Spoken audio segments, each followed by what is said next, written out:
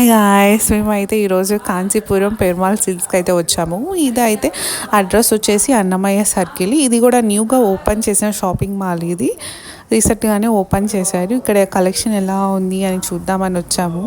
శారీస్ అయితే బాగున్నాయి. మేము కూడా ఒక 2 శారీస్ తీసుకున్నాము.